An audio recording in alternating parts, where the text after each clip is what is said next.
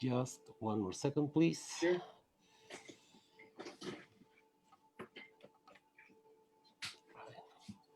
Hello, everybody. How are you? Hello, boys and girls. Good afternoon. This is Alejandro Castillo from Mexico City in this new episode 109, with today, Wednesday, October 21st of 2020, in Mexico City. I'm very glad to have here a great guest, longtime friend, long time a virtual friend in Facebook and something like that. But he's a very important global sport personality, not just volleyball, but global. He will talk with us about that. But it's a pleasure to me to welcome Mr. Robert Gambardella, aka Bob Sand, for me. Thanks a lot for being here, Robert. Very glad to see you. Thank you very much. It's quite an honor to be here to speak with you. And I've been watching your show and all the great notables in volleyball that have been on, and I feel very honored to be able to come and talk to you a little bit about, my experiences, especially in volleyball. Oh, thanks a lot, Bob. Which talk have you enjoyed the most of the past 108? I'm sorry, you broke up. I'm sorry. Which talk have you enjoyed the most? Well, I tell you what, I enjoyed listening to Pat Powers Oh, just recently. Because it brought back some great memories when you were talking with him. Because as you know, he was on that '84 team, and I had the opportunity to watch him and Doug and Chris Marlowe and Karch and all those other great athletes, win a gold medal over Brazil. So it was quite some kind of a memory lane type of thing as I was listening to it. So yeah, it's good stuff. Yeah. yeah. Well, a lot of people doesn't know, especially the actual generations. But at that time in '84, Pat Powers was an equal to Karshki Rai. He was a great athlete, very great athlete all around. And it was I think it was just all those athletes in that team really made who they were. That DNA was just fantastic. I remember going to San Diego and watch the training and help and what have you. Actually, more of the women's team with Terry Liskevich. But just to see those guys compete in the gymnasium was just amazing. They would compete on any little thing. It just was really incredible to see the level of intensity that they brought into the gymnasium, which translated into a great 4 years leading up to the Olympic Games. And so I think a lot of us, we were all shaped by how they actually approached the game, the innovation that both Doug, Bill Neville, Tony Crabb brought into it with the option blocking, the two-person passing, it was just phenomenal. I mean, we almost look at it like when the Japanese back in the '70s with Matsudaira-san, actually kind of revolutionized the game with his men's team, and we saw the same thing happening, with the USA men, which was an incredible part. Yeah. How deep were you involved at that time with the USA volleyball teams? I mean, since the late '70s, early '80s, or what? Well, my first entree or introduction was I was just thinking through this. Was I remember I known Doug Beal even since when he was playing and coaching at Ohio State University. But when he became the national coach, and then we went to Wright State University in the '70s, that's the first time I've actually had the opportunity to be with the national team to see and observe, how they trained and whatnot. And then thereafter, my opportunities when I worked at West Point allowed me to go and to volunteer, to watch, observe both our men's and women's team. And then I had more opportunity to work with Terry Liskevich over the years in the lead up to the 1996 Olympic Games. And so, it was kind of really a great continuation of, your passion for sport, and then kind of actually moving into the highest level, of the sport, and actually see your teams, perform very well. So it was a great experience overall. Yes, I can imagine, Bob. Please tell us something about your beginnings in the sport. It was volleyball your first choice, or did you practice another sport? Were you involved in another sports? And how you transition to volleyball? Yeah, so that's interesting. So I grew up in New York City, and I can actually credit a guy by the name of Scott Mose at the YMCA in Staten Island, New York. Well, we used to play basketball and tennis, and he kind of got us into the gym and, you know, started teaching us how to play volleyball. And then one thing led to another. Ended up going wanted to work for the YMCA when I got out of high school, and then go to college. So I ended up going to George Williams College, which was very strong in volleyball. And George Williams was the founder of the YMCA movement. So I had a scholarship. So one thing led to another, and I met Jim Coleman, Jerry Engel, and then it just started all from there. And but yeah, I credit actually from New York City. Bob Bertucci is another guy that I grew up with. We went to the same high school. So yeah, it just kind of just so happened that that's the direction it went, and made a career out of it. So it was fantastic. Yeah, it was fantastic.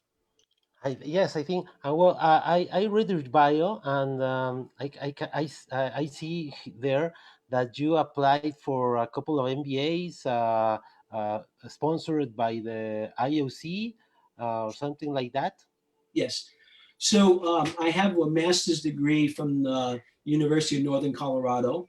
And then when I was working at the US Olympic Committee, I had the opportunity to be selected as one of the 36 people from around the world to study abroad for a year. And so it was through the IOC. And basically, I received my second master's degree from that. So yeah, that was a great experience. I was able to meet others from around the world in sport administrators, which actually helped me build out my network, around the world. Yes, I know. And when was the time when you decided to be focused in sports administration? Um, before that MBA, when you was in college, how was that? Yeah, so I spent 13 years working at West Point at the military academy. And Oh, then I received a call from USA Volleyball to see if I was interested in helping them develop their youth junior development program, which at that time John Kessel was running. And I think they wanted to kind of give John more opportunities in coaching development and actually in grassroots development, which is his strength. And so they brought me in to grow the youth and junior programs at USA Volleyball. So I think that was the time where I made the transition from a coach through an administrator back in 1996, I think it was. Yeah, right around that point. and you were a coach for volleyball, and you also played volleyball when you were in high school, college. Yeah, so I coached volleyball at West Point at the United States Military Academy, Yeah. and basically I played at college at George Williams College, which when Jerry Engel and Jim Coleman were coaching back in that day. Right. Yeah. Okay, and well, your career has been amazing. What happened then when you finished this MBA with the IOC? You were working USA Volleyball at that time. How was the development? Because I think it's very interesting. You have this opportunity in USA Volleyball, but also in USA Taekwondo. Then in Singapore, and last year in USA Shooting. How was this? How is this development of your career, Bob? Yeah, I mean, if you would ask me when I was in high school what I was going to do, and if you said to me, "Hey, you're going to go live in Singapore someday," I wouldn't have never believed it. So it's really interesting how your career and your life takes some really interesting and positive turns.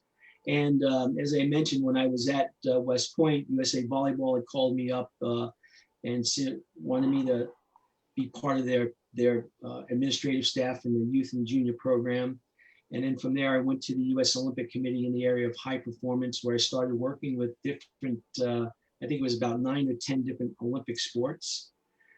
So one thing led to another. So this master's degree program that I had the opportunity with the IOC, I think really kind of helped catapult me in terms of really focusing on, Olympic sport as the direction in which I want to go.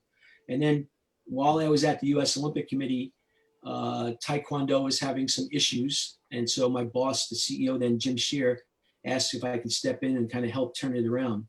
And it was a program that was $1.3 million in debt. By the time we left, I got it under $200,000, and we won 2 medals at the Athens game. So it was really a great, kind of a great experience in leading an organization, especially one that needed some leadership. And we really wanted to focus on performance, and at the same time build an organizational structure that would sustain itself. And they've been through some bumps and bruises since, but I think they recovered pretty well, and they're doing well now, which is good to see. So it was a great experience for me in terms of leadership. Okay, great.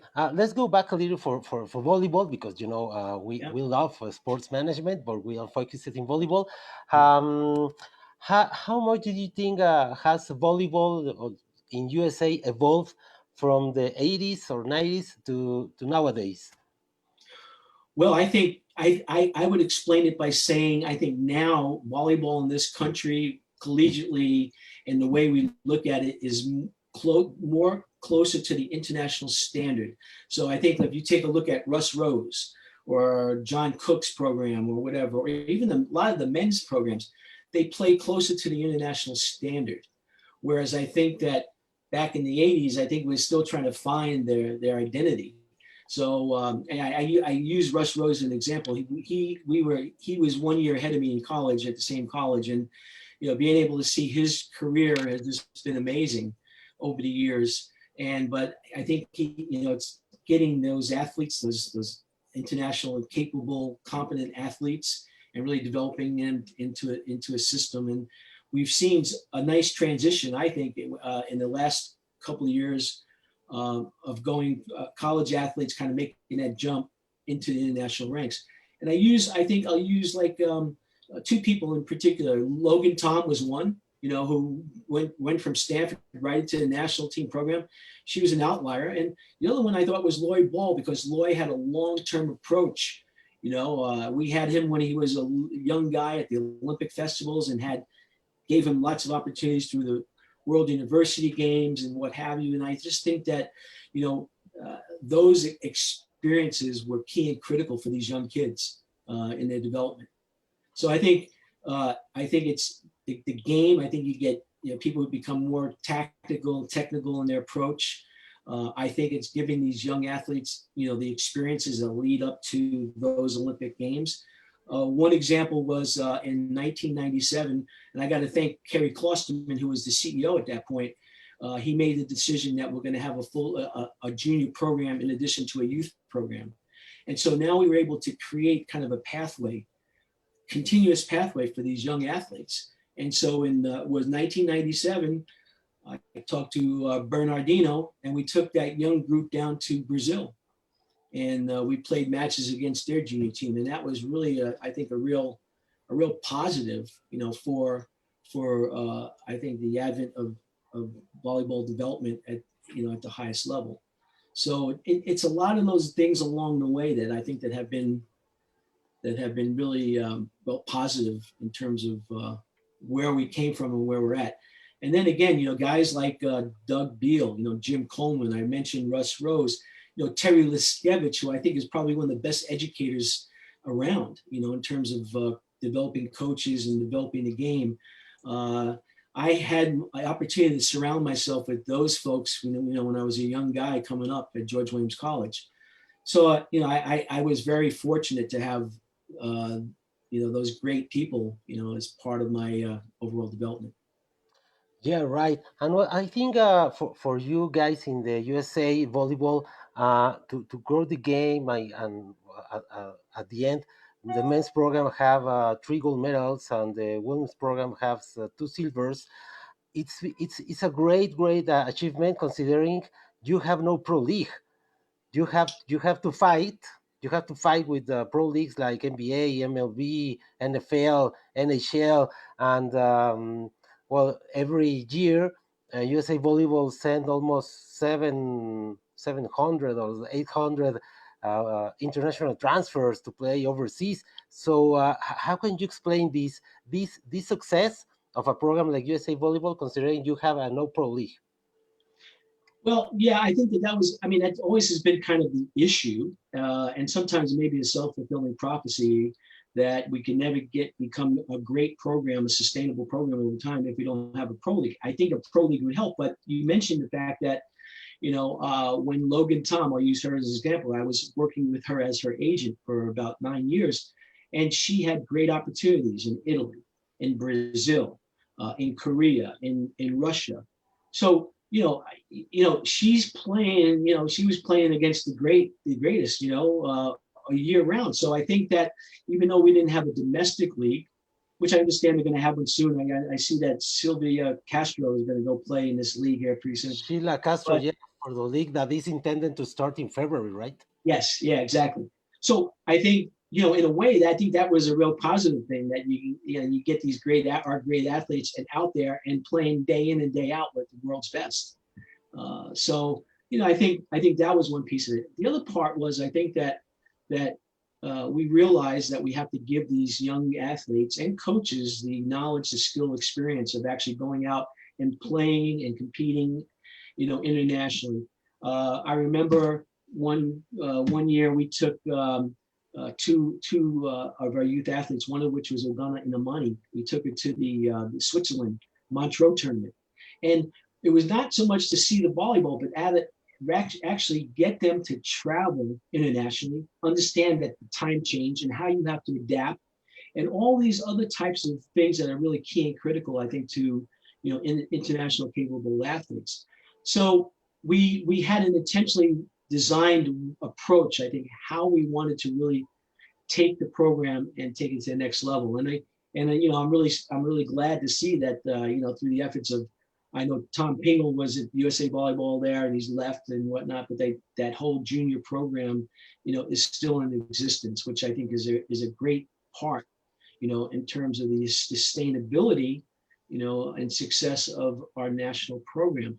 Lon Sawila, who was the technical director at the Canadian Volleyball Federation back in the days, when he edited Matsudaira-san's book on winning volleyball, he said that the success of the system at the highest level is dependent on the different parts of the system below, of having a real integrated pipeline. And to this day, I believe that. I think that's real important.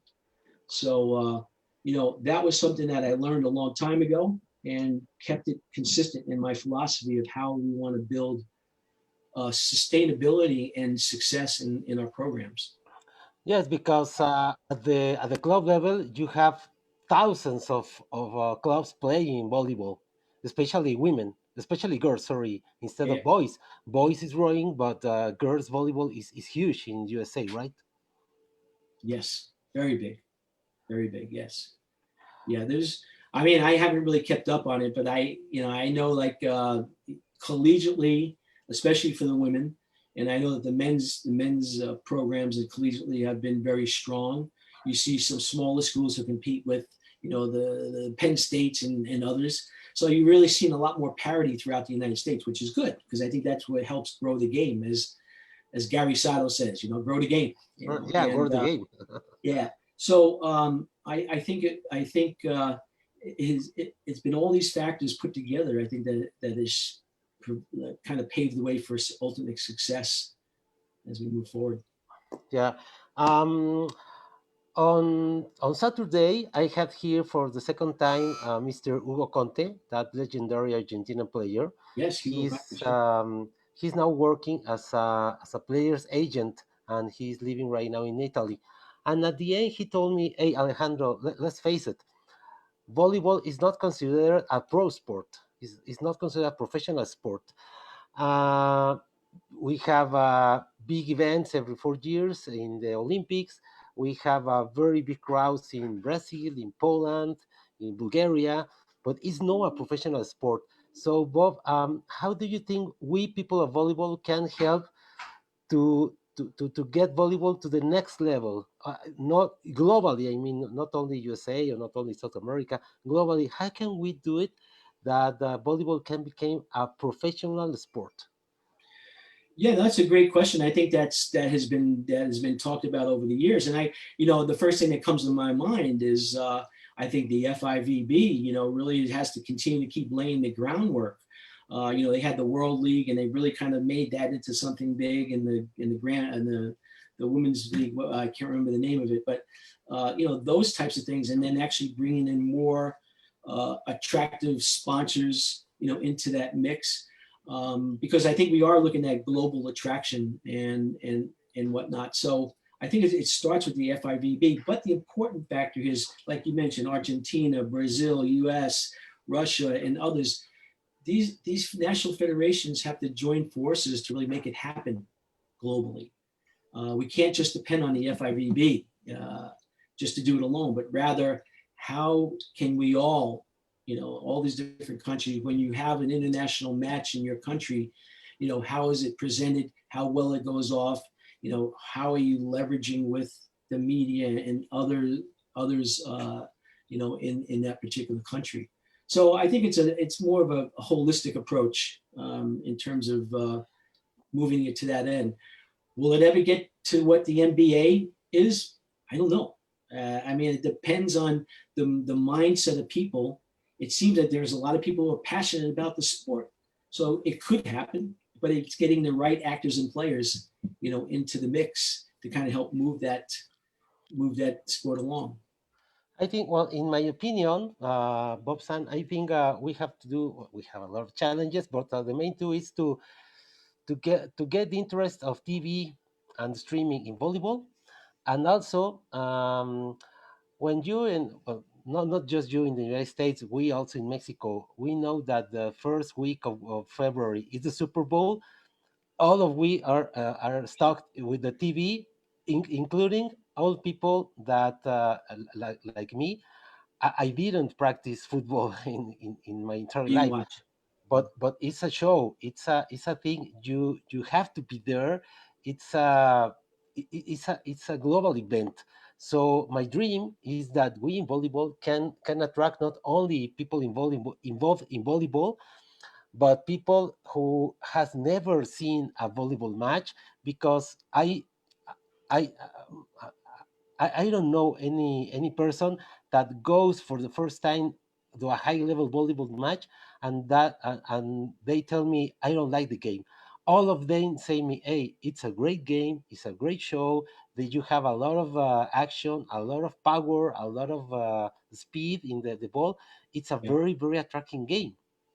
Yeah, no, I agree. And you make a great point. And what reminded me when you were talking about making a great show, when I was in Rio, this last Olympic Games, I had the opportunity to go to watch the beach, in Copacabana. I mean, you want to talk about a great show. When the ball wasn't, when the game wasn't being played, there was something going on, and so you constant stimulation. So there was never a moment where it's downtime.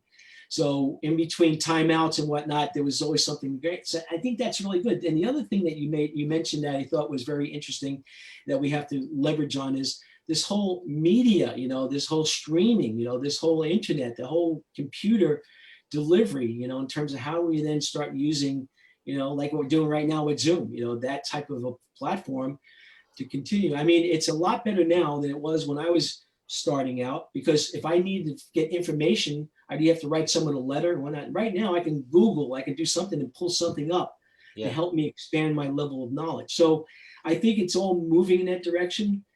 I think that the thing that Major League Baseball, football, basketball have is that they've been established for how many years? So that pro situation environment has been there for many years.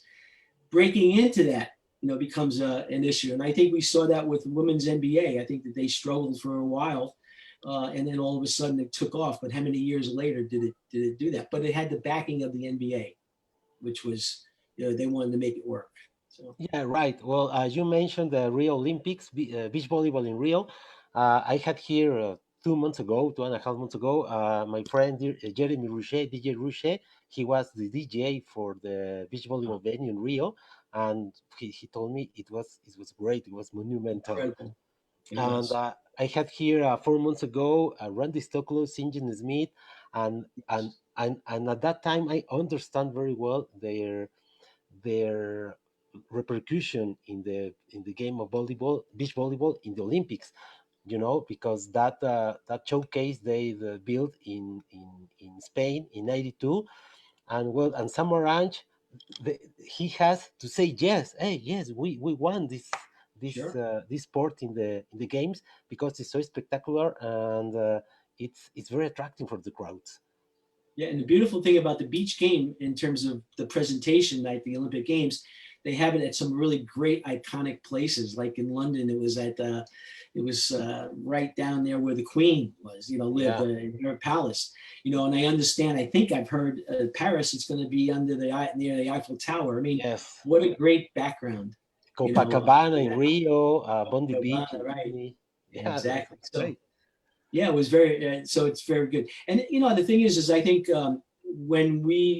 when beach kind of really took off, I think there are a lot of people out there who were kind of uh, felt maybe that it could take away from the indoor game. But I think the opposite. I think that the beach and both can create a synergy for one another.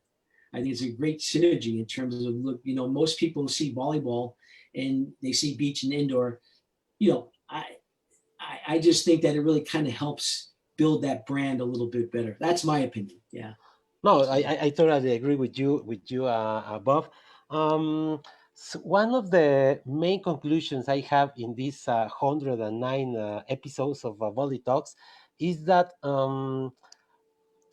we the volleyball community, we have to sell better volleyball. You know what I mean.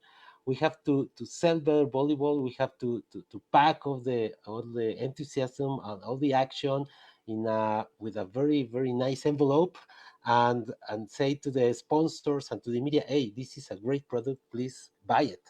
Right. It's been said here for people from Australia, from Africa, from Europe, from America, and I think it's a common feeling around the world. We have to sell better volleyball because we, the people who love volleyball, we have no problem. But as I told you, we have to attract people who are not very involved in volleyball. What do you think? yeah. Well, yeah, and see, because I think you touched on it before, Alejandro, in terms of you walk into a volleyball arena and you play and you're watching a high level match, and there's a lot of great offenses, a lot of great defense, the transition, the athleticism, all comes into play, and I think that's what really gets people excited to see the level of that, athleticism. Like I remember I was watching a video on YouTube of Jiba. I mean, and he was playing in the back row. A ball was hit off the block. He went after it, dove, got it back into play, playing defense again. All of a sudden, it went another direction. He did it, and it was spectacular. And that's what the people want to see. They want to see that level of athleticism. So those are how you take those moments, and then how do you then sell that, package that, and brand that as what volleyball is all about.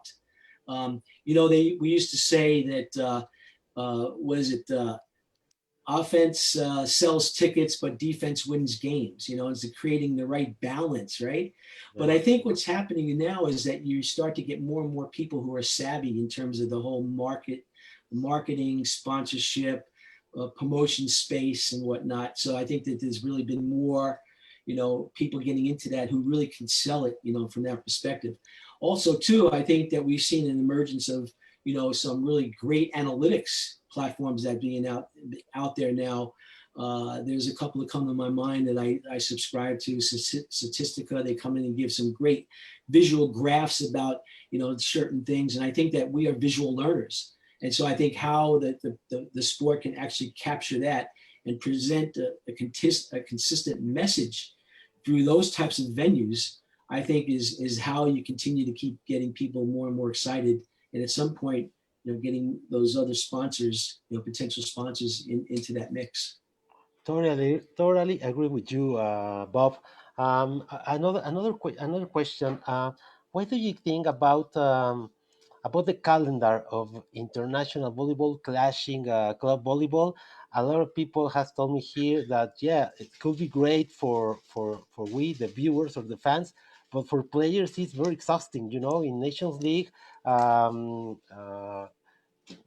Milinkovic told me, hey, we have one weekend to play in Australia, the next weekend play in China, the next weekend play in Netherlands.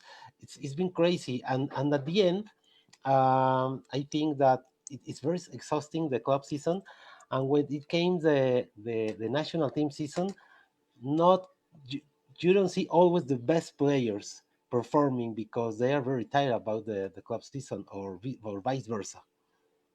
Yeah, yeah, no, no, you have a great point. And so basically, from a scientific perspective, we would look at the periodization of an athlete, in terms of, what is their competitive season, what is their rest, just training part, and how do you then periodize it? And you are correct, because a lot of times when I watch Major League Baseball, I don't know, when they play 100 and something games a season, I say to myself, how can they continually keep themselves playing at that high level over that consistent period of time? Because it's play, get on the plane, go to another city, play, go to your hotel. I mean, it's just so routine. With volleyball athletes, I think the same, there's something similar in the fact that you're playing on your national team, and then you're going to go play in your club, and they may have the club world championships, and then you got to get ready to come back and play a World Cup or a World Championship. There is no downtime, and I think that that's something that actually the FIVB should really look into a little bit more. Others, concerning themselves about, can you put together an international calendar so that it puts the concept, or integrates the concept of periodization, so that the athletes and even the coaches, kind of get that time where they can just rest, get some, get back and reflect a little bit, But yeah, it's tough on the body. I mean, um, you know, uh, just playing all year round with no really significant downtime. Yeah, do you remember that? I don't know if it's 3 or 4 years ago, Matt Anderson say, "Hey, I gotta stop." He was playing Zenit Yes, Kazan. in Russia. Yes, I'm not motivated right by now. I have no yeah, the proper motivation. I have to stop. Yeah, because I had to yeah. focus in what's important for me. Oh, yeah, yeah, you are right. And actually, if you start to see what's happening now, and like with organizations such as the United States Olympic and Paralympic Committee, they're really focusing now more so on the athletes' health and well-being. So I think that they finally realized, after all these years, we've got to take care of our coveted athletes, and not use them just as, a tool, but rather, they are the reason why we exist. And so now, this past year and a half, we start to see more of a athlete wellness and health, and being put into the mix. Also, we see the IOC, the International Olympic Committee, really taking a bigger role in providing a safe, healthy environment for athletes. One individual in particular who's leading that charge is Mr. Abhinav Bindra. He's the first gold medalist ever for India in shooting, and he's a very long time friend of mine. And he's leading that charge in terms of creating an environment for our world's athletes, to really give them a more of a wholesome, healthy environment. So we're starting to see that turn. And I think you'll see things. I remember reading that about Matt Anderson, and it just seemed like he had no one to really turn to. And you really need to have that support system in place. And when we worked at the U.S. Olympic Committee, we called it, building the team around the team. And you've got to have the coach, you've got to have the staff, you got to have the psychologist, you got the physiologist, the biomechanist, others around to try to help answer critical questions. And I think that that's what Marv Dunphy and Doug Beal, were really good at. They brought the right people in around them. Terry Liskevich was another one that really brought the right people around, to help them get better at what they do. One example was, I never forget, Terry had a pedagogist. His name was Tom McKenzie from, I think, San Diego State, and Terry was asking him, Tom, analyze me as a coach. How much time am I spending in terms of teaching, and what, So they were always trying to get better at what they were doing. I think I've noticed great coaches are ones who read a lot of books, ask a lot of questions, and I think that that's when you start to see, how programs really build themselves up, from that perspective. Yeah, well, I remember some words from Karski Rai. Karski Rai, it's a god in volleyball, you know. Karski Rai told me here, and I have read a lot of interviews of him saying, "Hey, I'm a permanent learner. I don't know all, Yeah, and at the time you hear Karski Rai saying that, well, we the simple mortals, we have to embrace that philosophy, you know, yeah, yeah. because No, that's it. if a people like Karski Rai, world champion or Olympic champion, as Sure. a player, as a coach, say that, we have to at least say and do the same. Yeah, no, that's true. And also too, I think I mentioned Doug Beal earlier. As you know, when I was living in Colorado Springs, we would probably get together maybe once a month to go to breakfast just to catch up. We've been longtime friends and colleagues. And I always Doug was always asking questions, always asking questions, just to try to get different perspectives from different people, all the time. And I think that that's what you see that a lot with great coaches. They're inquisitive, like what you said about Karts. They always want to learn, active learning, and I think that's a great trait, of a world class coach. Well, and by the way, you are mentioning Doug Bill and John Kessel. They will be here next year in July in Mexico, giving Yeah, a volleyball clinic. It was scheduled for this July. It has to be postponed for sure. next year. It Yeah, will be yeah. I think great, I I read. think.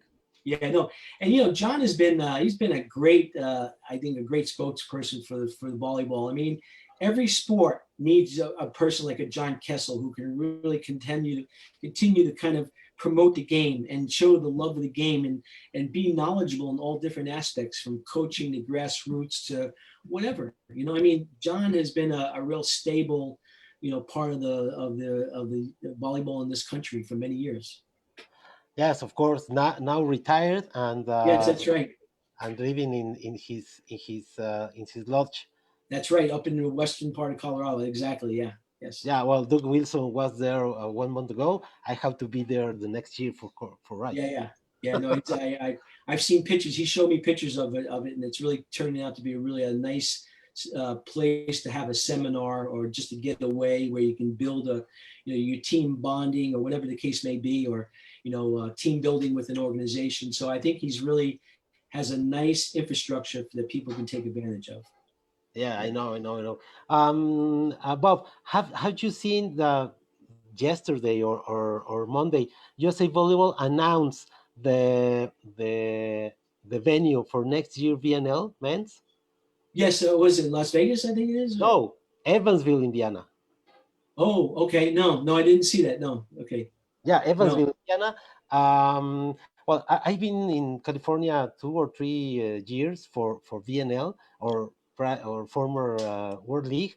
Well, it's a great environment because it's California. I turn around and watch Bob Samuelson, then turn left and watch Misty May. It was great. Uh, Oh, what was it the logical thinking of USA Volleyball doing this to develop the game in the Midwest? Because in last year was in Chicago, next year is in Indiana, this yeah. year it was intended to be in Pittsburgh. I mean, I have the feeling that USA Volleyball wants to develop volleyball not just in California. I think it's the main market. What they want to build the sport in another regions of the country, right? Yeah, no, you are correct. And so what comes in my mind was I think the great job that Terry Pettit and John Cook did at Nebraska. They have phenomenal crowds. They have a great following. And, I think that would probably be, I think what the CEO, Jamie Davis, is probably thinking about doing is how do we then have those pockets of passionate, exciting fans, that come and cheer our team on. And more now than ever, we really need to get the red, white, and blue out in the heartlands and whatnot, and not just the major metro areas, so that we can continue. Like as I mentioned earlier, Gary Sato says, grow the game. So I think it's probably, there's something there about Evansville, Indiana, and probably a great local organization. People are passionate about it, but I see it kind of like I think what Terry Pettit and John Cook done over the years with Nebraska program. They're really very impressive. Well, it would be in July, I think, in the VNL, hosting Canada, Brazil, and Argentina. And a week before, the NCAA Final Four of men's volleyball will be held in Columbus. In Columbus, Ohio. Yeah, Yeah, it's well, it's more near than going to California. I think it's yeah. I think they are working together. Well, it's my Yeah. perception. NCAA, USA Volleyball say, hey, we want to promote the game. Okay, let's go to the same region in 2 consecutive weeks. And that's a great strategy because you continue to keep that buzz going, and with men's volleyball, and then again the national program. So it only makes sense, and I would applaud the leadership, and again, if that's their strategy, then that's a great way to proceed, because you can't work in silos. They got to actually integrate and work with others and see how we can solve this riddle together as Well, a community. I hope we can get a type of work of competitive work here in Mexico one day. Yeah, yeah. I No, hope it's so. yeah, yeah. And well, Bob, ironically, we were talking a few minutes ago that about the schedule of international volleyball, and well, next year VNL will be in Evansville in Yes. Indiana. I think my opinion is that next year, considering we have been out of volleyball action for the last 7 months, that next season will be one of the greatest volleyball international seasons globally, because we have a nation league, we have of course the Olympic Games, and well, in the past few years, the the the the strongest teams doesn't send their strongest squads to the VNL. No, they send B teams or C teams. But I think next year, all the teams like USA or Russia or Argentina, they want to get in shape, and they will send their A teams to VNL or Pan Am Cup, looking for the participation in Olympics. And I think for we the fans, it will be a great year.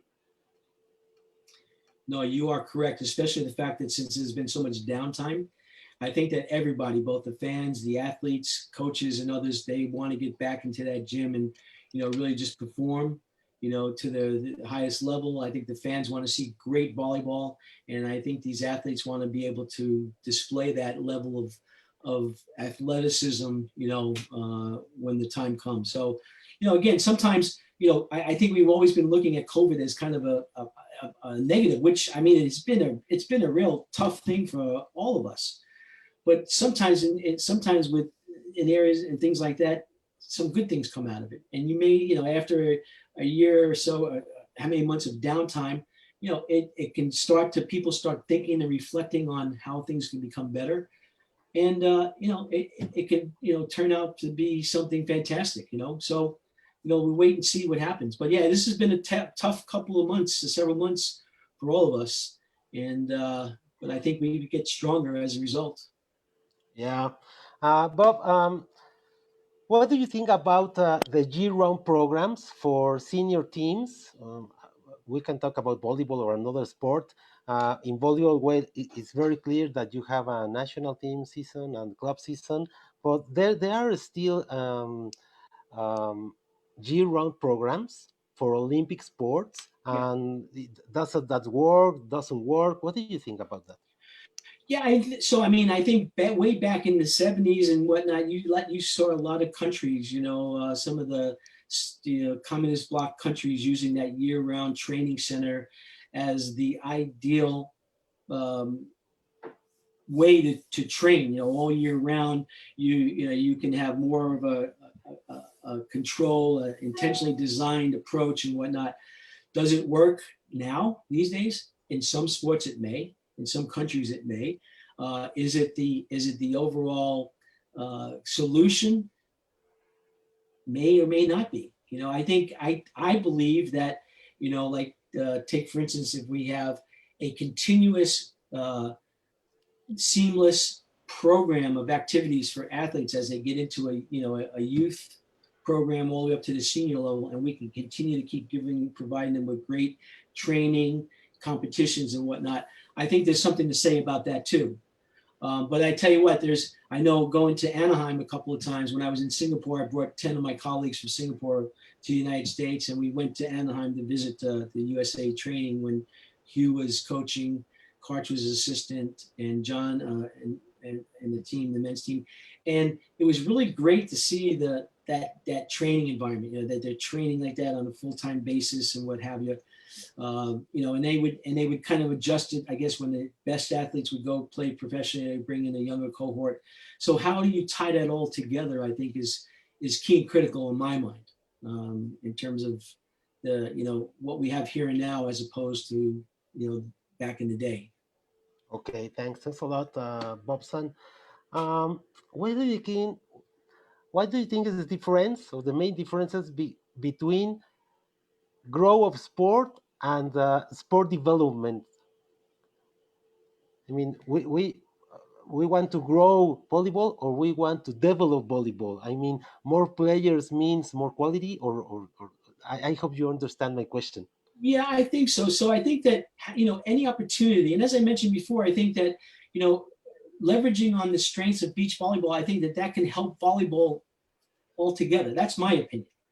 But I think, like, when you talk about sport development, I think that's really focusing on, how do we intentionally design a system that is going to get kids into a pipeline, get them developed so that they're, I use this terminology of podium potential, uh, and all the way up to podium capable, and then podium ready. So I see those three areas being very, very specific in terms of how do we identify, how do we train, and then how do we get them ready, to compete at the highest level. So I think I look at that as kind of the sport development. I think in terms of growing the game, I think it's really, how do you then get these subject matter experts, the marketing professionals, the people who are savvy in terms of, how do we then put this whole mix together that actually grows that game, not only in this country, but internationally. So, whether it's by design or serendipitous, I mean, we've seen women's volleyball just really taking off. I think it's now the most popular sport, I think, in high schools. It Yeah, surpassed track and field and basketball. yeah. And with that, I think it's attracting even better athletes now. So I think it's a kind of a shift in time.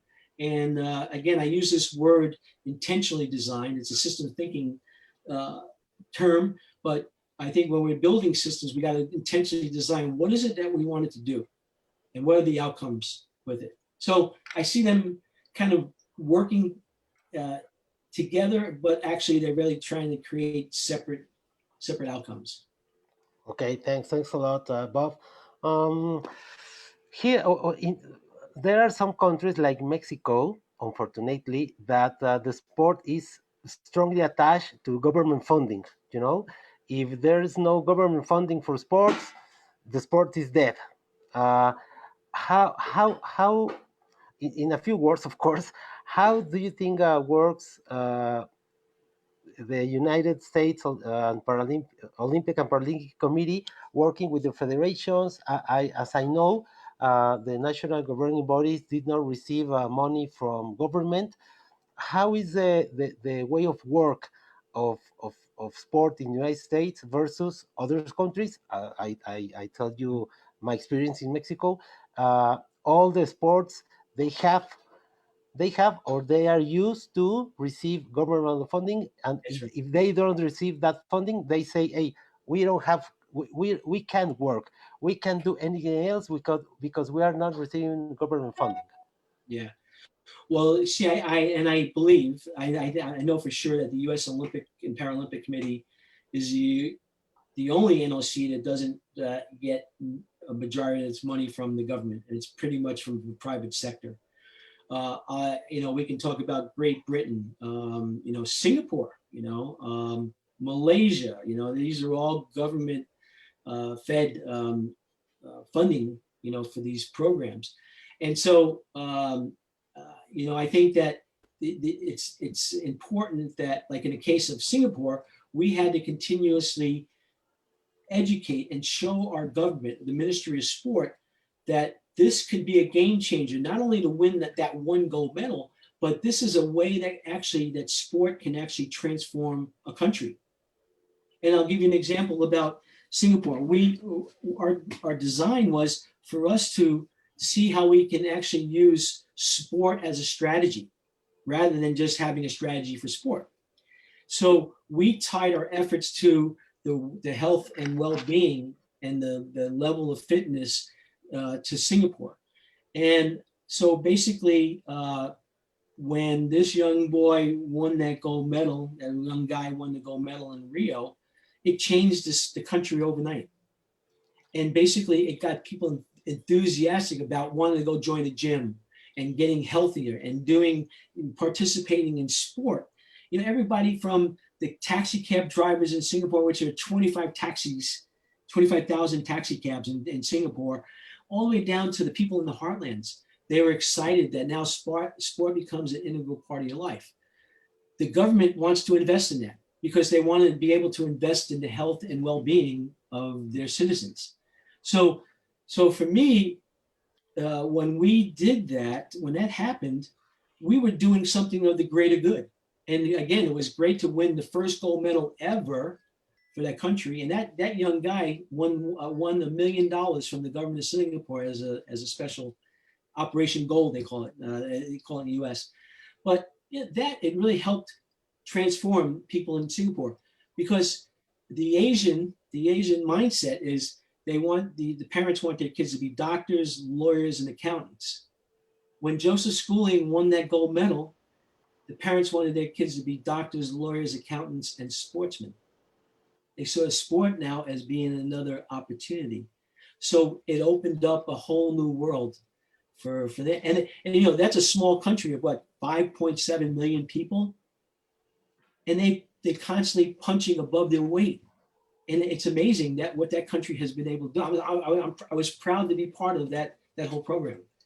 But again, it's amazing that how they use sport as a strategy to get people to be healthier because they're, Singapore, Japan, and Korea are dealing with what they call a silver tsunami, where the majority of the population is raising over 65 years of age. So they got to be able to take care and give them a healthy environment. Whereas in India, it's just a different. You have more than half the population are 24 years and younger. And in Singapore and in Japan and Korea, they're starting to see a majority of the population 65 and older. So they've got to adjust, accordingly. So I think sport, that's the beauty of sport. It can do some great things. Yeah. And Bob, at the end, I think obviously money always helps, but at the end, it's not just a matter of money, right? It's a matter of organization, professionalization, commitment. It's not just a matter of money. No, you are correct, Alejandro. And actually, I'm working on a project with a colleague of mine from the University of Delaware for Indian coaching development program. And actually, I have a PowerPoint in front of me that I've been working on. But there's this what they call the SPLIS model, and it's something that the academics from Europe put together. And they have 9 different pillars that they feel are important in developing. And one is financial support of the program. The other one is the governance and how you're organized for success. Foundation of participation, which is the grassroots, what we talked about with John Kessel was proponent of all these years.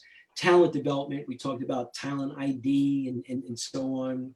And then it goes on and on to athlete career support, training facilities, which are important, coaching development, international and national competitions at different levels, and scientific research and innovation, wrapping those together as kind of how your overall program, what it should look like. So these are one of the things that we're proposing to the state government in India for them to look at about how do we then help them build a sustainable program as it pertains to not only the coaching, but high level sport administrators. Because if you have those competent people in place, then you're going to be able to start to develop, these athletes. And I tell you, the one thing that India has is a lot of young kids, and now how they put together a program that helps identify, train, and get them going is real critical. So yeah. Oh, great! Thanks for sharing. Thanks for sharing, Bob. And well, I know that Singapore was a great milestone in your career. Can you tell us more about that? Singapore is a high developed economy in Yeah. Southeast Asia.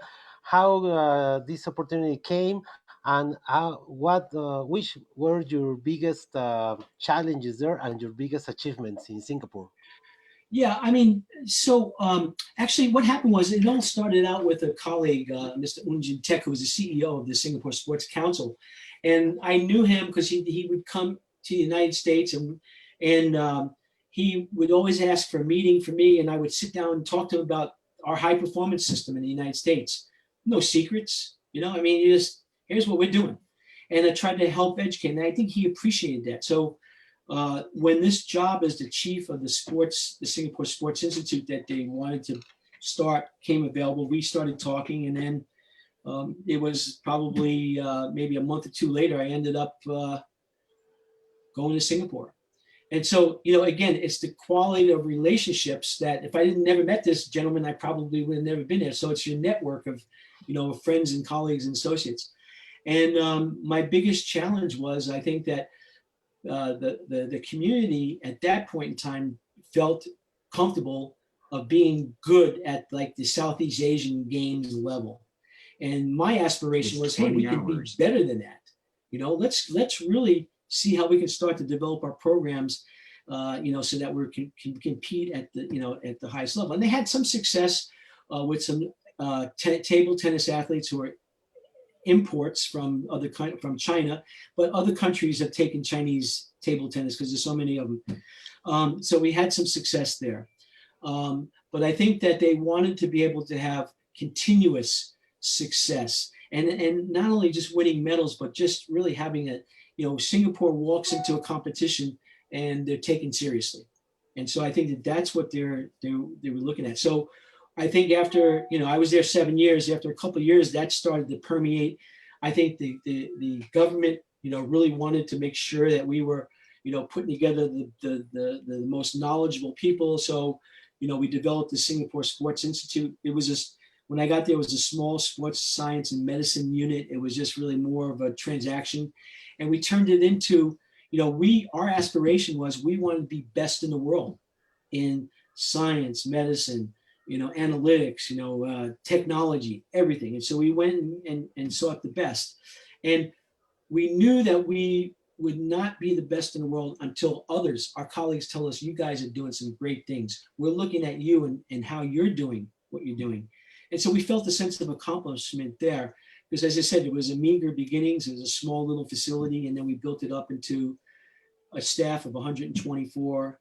I had 7 PhDs working for me, and a budget of $73 million, and a lot of passion and teamwork that all went into it. So, you know, my greatest accomplishment as I look back at it now is I left something a lot better, you know, off than way I got it, but it was just transforming the mindset of the people that we worked with. And I have a true love and affection for the people of Singapore. I think they're the greatest people, honest people, just, you know, what a great place, what a great experience. Yeah, I can imagine. Thanks for sharing, Bob. Yeah. And well, and then, or after Singapore, you went for a few months to USA shooting. You told us about that. And what are your plans now in your career, Bob? Yeah. So I was actually, when I got back from Singapore, I took some time off saying, hey, I wonder what it'd feel like if I retired. Well, that only lasted maybe 3 months. And then I was working with one of my colleagues and doing some consulting. So we were doing some consulting around the world and what have you. We did a project at the US Olympic Committee. And so we were, you know, we had our hands in just doing some basic consulting. And then the position at USA Shooting came available as a COO. And then the CEO who was there actually just resigned, I don't know, maybe 3 weeks later. So they put me in the interim role. And I spent a year there. And, you know, they had the challenges. Financially, they had some challenges. And, you know, we got through that. We had a great Pan American Games. And I think that they're now positioned themselves to do pretty well, in Tokyo, and time will tell. So when I decided that I wasn't going to apply for the job to be full time, I concurrently had an offer to work with the Badminton Federation of Malaysia. So I'm kind of now I'm just kind of waiting until a work visa comes available, because everything's kind of on a lockdown right now. I think that they're bracing for maybe the second wave of COVID. So the government has just shut things down. So I've been kind of I'm actually at home. We just moved into a new build home on a lake in South here, and so I got a lot of work to do around the house. Yard work, and so I'm staying busy, but I'm ready to go and do a little bit of travel internationally. Yeah. I think I'm pretty sure that you will be successful Thank again, you. Bobson. Thank you. Uh, um, well, we are a few minutes away from the end of this very interesting talk. I want to ask you above Gambardella, what do you think are the main differences or different point of views between the USA, European, and Asian sports programs? The perspective or the focus. I know, for example, that in Germany, for example, they compete in clubs. They don't compete at the university or college level. Yeah. But what do you think are the main difference between these three environments? Well, I think the American system as we have it right now, and I think in part like some sports, the collegiate system is I think a real key and integral part. Whereas in Europe, I think you have the club systems. I don't know if he's still there, but I remember visiting Fred Sturm a couple of times up in Denmark. He was their national coach and club coach and whatnot. And I think he's still there. And that whole club environment, like Barcelona, is that esprit de corps, around the soccer program, but then they have all these other youth programs around it. So it kind of builds that esprit de corps, that family, of that club itself. I think we see the same thing with the universities. The universities that people have followed. Like I mentioned Nebraska or even Penn State or whoever, they have that great following, of fans. And I think in Asia, Asia is really catching on. I know as I've been, when I was living in Asia going through, I think a lot of the countries are really developing. Like as I mentioned a moment ago, Malaysia, they've got a great badminton program, but they want to be the best. And so they're looking at ways in which they can actually develop their overall system to have a young group of kids that are the next generation of badminton players. But I think we're seeing in the United States. I mean, as I'm kind of the outside looking in, I'm just seeing some great athletes who are coming into the sport, especially in volleyball. I mean, they've always been, but I think we're starting to see more and more of them, and I think that's what's really going to keep things keep it strong. Is the level of athleticism that we see, that you can really train up to the highest levels. So I think every area of the world, as I said, Asia, is dealing with certain things. China has always been, on top of. Like I use India. After the Rio Games, their Prime Minister Modi tasked this gentleman Abhinav Bindra that I told you about, to lead an Olympic task force. Because they only brought back 2 medals. In a country that size, they don't have a structure in place, and so they put together an Olympic task force to actually investigate how we can actually become a world leader, in sport at that level.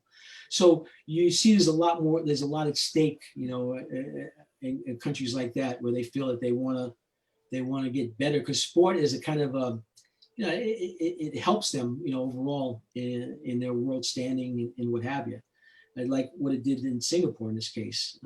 So I think there is differences, but I think the American system, has some areas where it can improve. But I think it's very good. I mean, it's putting out some great athletes and coaches as we move. And then the European system is something that has been very stable for a number of years. You know, you have those clubs, as you mentioned, and they join the club and they go through it, and the mothers and dads are participating, and everyone. It's a family type of participation, which builds that passion, you know, for that particular club itself. Yes, of course. And well, I wanna show you some pictures you sent me. Are you okay with Yeah, that?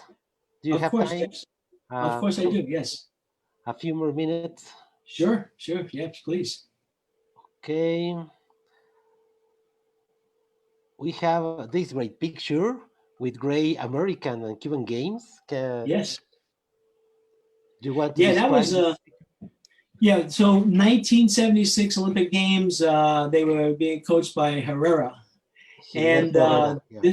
this team, they finished with the bronze medal. It was very unexpected, and this was the team that competed in Montreal, and they came to George Williams College to train. Based on, you can see Jim Coleman in the picture with myself and Yeah. Jim's son. But you can see in the background Diego Lopera, who had one of the biggest jumps, you know, out of the Cuban team. Raul Vilches, Lionel Marshall, Jorge Parazvento, the setter. I mean, there was a great group of athletes that came out. Lionel Marshall, which is in the middle, next to the gentleman with the hat, you know, he was the president of the Cuban Volleyball Association for a while. So they, you know, they've gone on to do some better things. I know that Diego Lopera, I think he was coaching in Costa Rica. So they you know, they've done well. But I mean, that was one of the greatest teams, and I had the opportunity to spend a week with them when I was in college. Yes, yes, great team. Diego Lapera and one of the greatest jumpers, and Yes, Leonel Marshall Sr., that of one of the other greatest jumpers, yes, Leonel exactly. Marshall Jr. And his son is not a bad player either. She's still playing. Yeah, Yeah, yeah, yeah, yeah, great picture, Bob. yeah, yeah, yeah. How much did you think Jim Coleman figure impact the USA volleyball? Jim Coleman, and I think a lot of people in the world of volleyball, Doug and others, Neville, and I mean everyone, he was ahead of his time. He was a true innovator. You know, he was doing things that, like I take for instance, we were doing some testing on force plate analysis, and he was having making contraptions that would run upstairs to figure out the forces applied. I mean, he was so ahead of his time. I was told, Alejandro, and I think this is true, that he's the one who actually invented the antenna for the nets. Yes, And that so, you know, was. Yeah, I think Pat Powers told me that also. yeah. So I mean, he's had his hand in a lot of different research and whatnot. So he was a true innovator. I was with him the last time. I think I might have sent you the picture.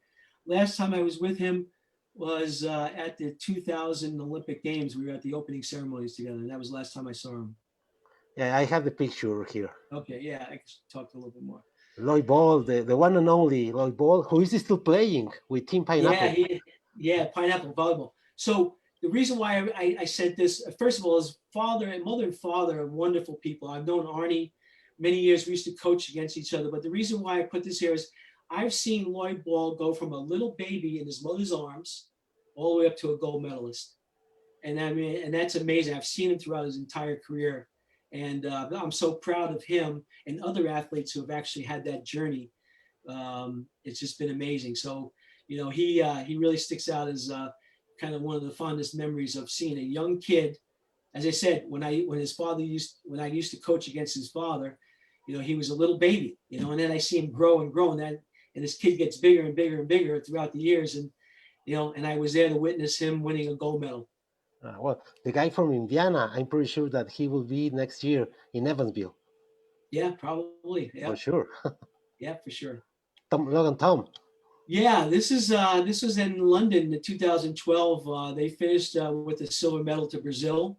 And Logan was a young gal that when I was at the youth, when I was working at the youth and junior program in USA Volleyball, we found her at a gymnasium at the University of California. We had a tryout for about 400 athletes. And here's this little young kid in the corner down there, and she's just hitting volleyballs.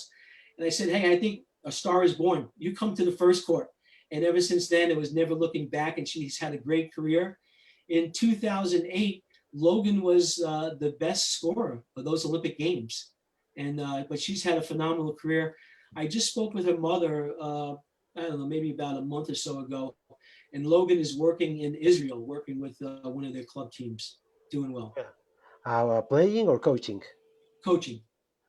Okay. Yeah, because the Logan time, I think the last year or 2 years ago, she was still playing in Japan or New Zealand. I think it was New It might Zealand. have been New Zealand, yeah, but yeah, she's had an amazing career, and has done well, and was just, I got to give her mother a lot of credit. Her mother was a single parent. The father was a professional football player, moved to Hawaii, and the mother single-handedly, you know, uh, you know, took Logan and her brother Landon, and they've done pretty well for themselves.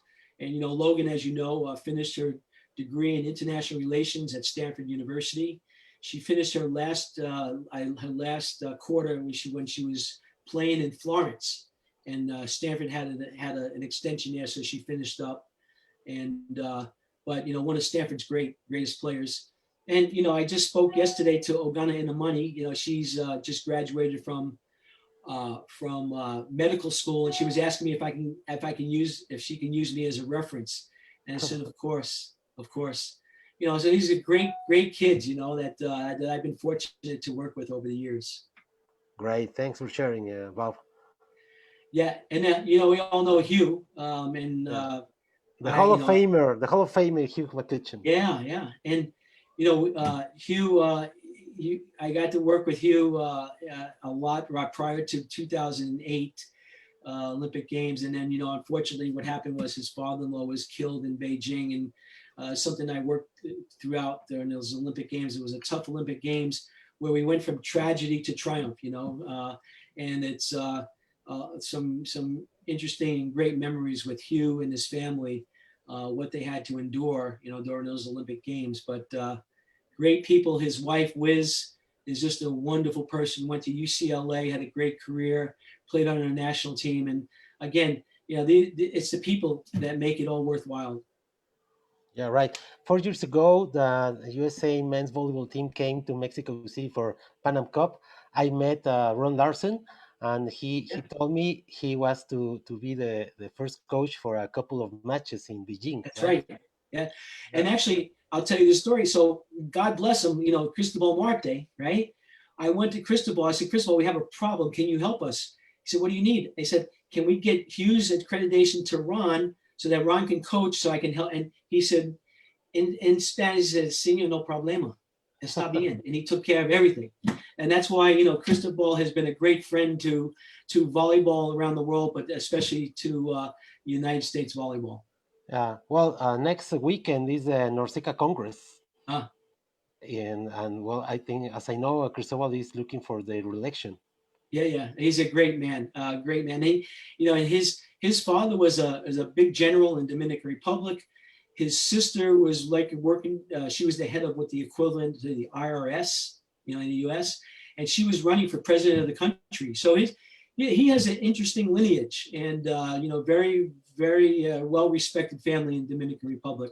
I've been there many times, and he's always rolled out the red carpet for not only myself but all my other colleagues from the United States. Yeah. And this is a guy that I've had a friendship since 1984, Bernardino, when he was a player for the Brazil, and I was in charge of the training sites for Los Angeles Olympic Games for volleyball, and he was a player, and we got to know each other, and we've been friends ever since. That's And great. I remember we were at the Pan American Games in Rio 2007, and he was being interviewed by about 20 media at the Olympic Village, at the Pan Am Village, and I waved and I said, Bernardino. And he saw me. He said, stop. He came over to me, gave me a big hug, said hello. We talked, and he went back to his interview. That Oh, was just an amazing guy. And I was very happy for him in Rio de Janeiro when his team won. yeah, and a very successful player, very Yes. successful coach. And Yeah, his son is a great player. Bruno. Yeah, Uh, Bruno, I remember during the 1996 games, he was at the games running around, having a good time. And, now the kid is one of the greatest setters ever. So, yeah, yeah. right. He's Cristobal. And Cristobal, I can't say enough about it. As I said, he was, he was like my uncle. I call him Tio Cristobal. It's really every Olympic Games. Every time I always go, seek him out and spend time. We'd have a lunch together and talk, and it was just like we just saw each other yesterday. So one of the great people, passionate people in the sport of volleyball, and my heart goes out to him and his leadership that he's provided Norseco over the years. And then I put this here because this was the first time that I ever went to an international event. And it was down in Maceió, 50,000 people. And I think Karch and I think Pat Powers was there. It was kind of like a rematch of the Olympic Games in '84. And it was my first entree to international volleyball. We walk into a soccer stadium, and Doug was coaching that team, yeah. and 50,000 people show up in a soccer stadium, and it was just an amazing spectacle of volleyball. And after that, I was truly hooked. I said, "This is amazing. International sport is just an amazing thing." So, yeah. Bob, it is Brazil the country where you have seen the greatest volleyball crowd, or there may be another country?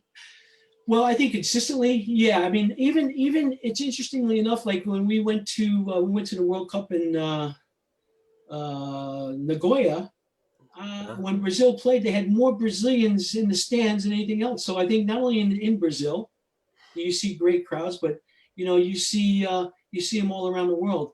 And the guy that I always love, everybody talks about kind of the mascot or the friend of volleyball is the Bola Sech, the big guy always comes to the volleyball matches, and they just have a great culture, and a great following. And I've been to Brazil probably 20 times in my life and never disappointed, in terms of sport. But great people, great program. Their volleyball has been fantastic. I know the one outside hitter, I can't remember his name, but now he's a senator in Brazil. The outside hitter, 1984. Bernardo Rajman. Rajman, yes, yeah, Bernard Rajman, yeah. So these guys have been following them and just really proud to see what they've gone on to other roles in leadership, and so really happy for the people that I've run into and see how well they've done for themselves. Right. Yeah, and then I'm very proud of of all my friendships, but I think this is with Mr. Matsudaira. I wrote him a letter. We used to keep in touch a lot before he passed away, and I wrote him a letter just congratulating him on the men's team volleyball coach of the 20th century. He wrote this back to me, and I still have it. I've kept it, and I remember when we were students in volleyball. He wrote the book after the Olympic Games in Montreal, Winning Volleyball, and it was their way in which their process, how they prepared, for that competition. So it was something that I was really fond of. The ability to keep in touch with them, in my career. Thanks for sharing, Bob. Yeah, and this is, as I said, Jim Coleman. At the opening ceremonies in Sydney, it was the last time we saw each other. And he has that paper. It's called the Ely Echo, and he had some property up in northern Minnesota.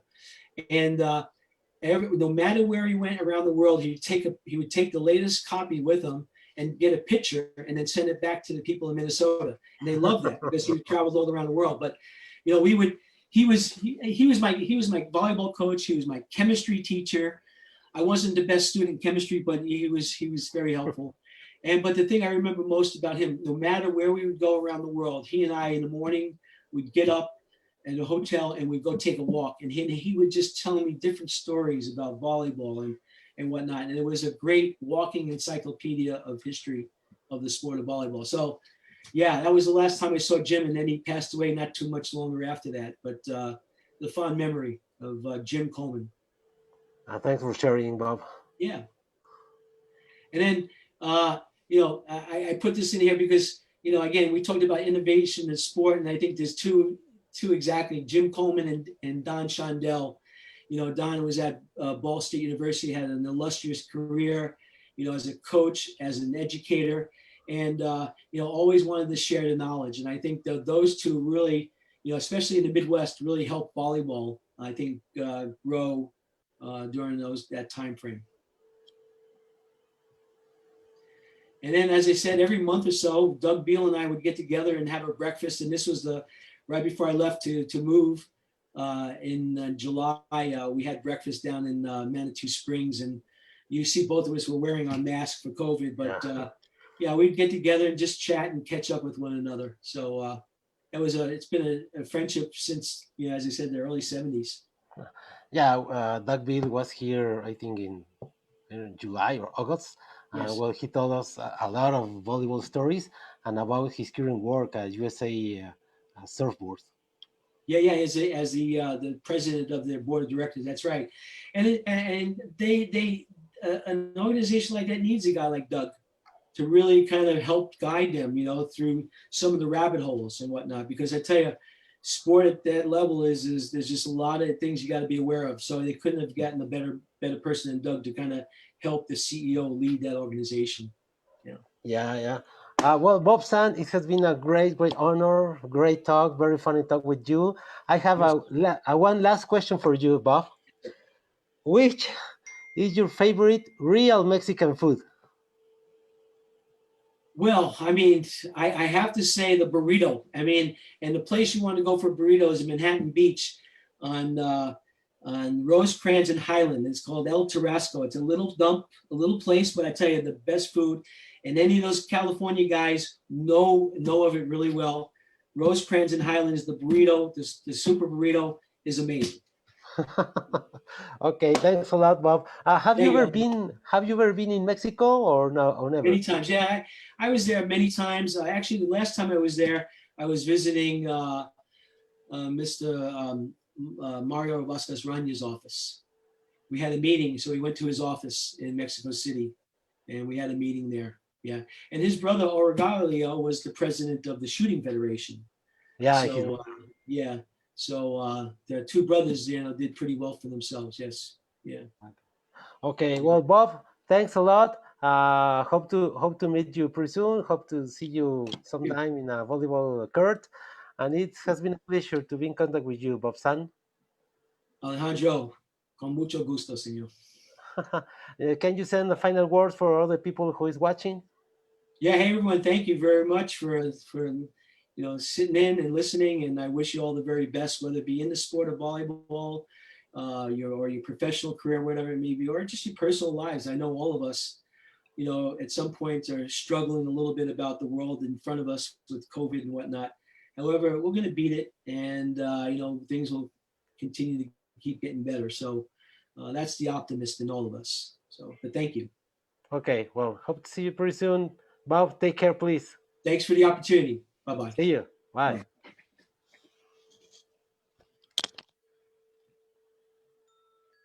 Bueno, dígame.